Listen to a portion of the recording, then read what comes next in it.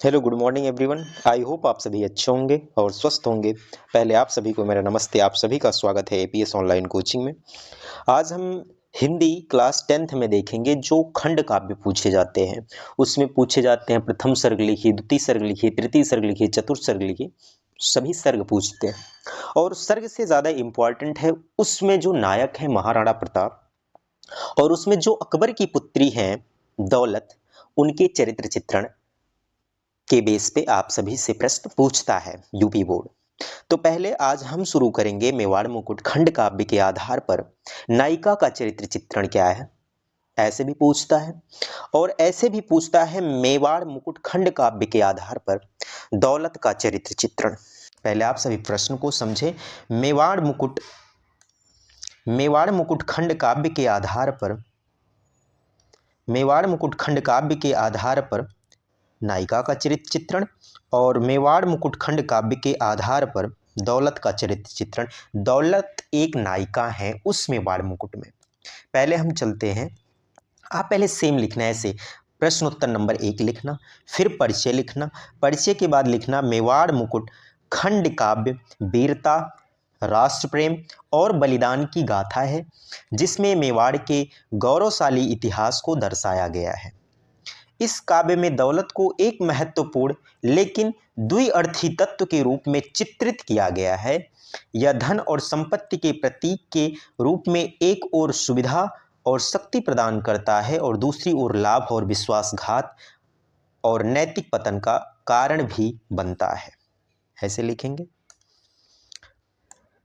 तब हेडिंग डालना आप सभी, दौलत का स्वाभाविक स्वभाव एवं भूमिका, राइट।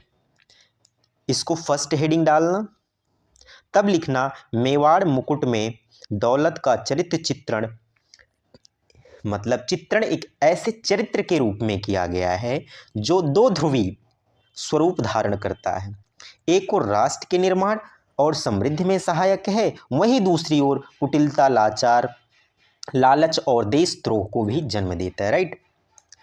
सेकंड हेडिंग आप लोग डालेंगे, राष्ट्र निर्माण में दौलत की भूमिका क्या रही है। युद्धों के लिए शस्त्र, सैन्य सामग्री और किलेबंदी में दौलत की महत्वपूर्ण भूमिका होती है।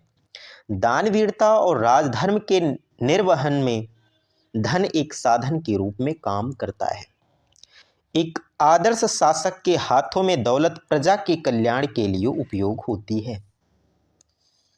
दूसरा है, लोभ और विश्वासघात का कारक क्या था। कुछ पात्रों के लिए दौलत केवल स्वार्थ और विलासिता का साधन बन जाती है। इतिहास गवाह है कि दौलत के लिए कई राजाओं, सामंतों और दरबारियों ने अपने नैतिक मूल्यों से समझौता किया है।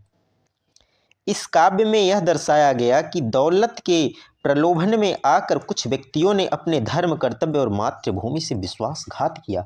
मतलब दौलत को अपनाना चाहते थे।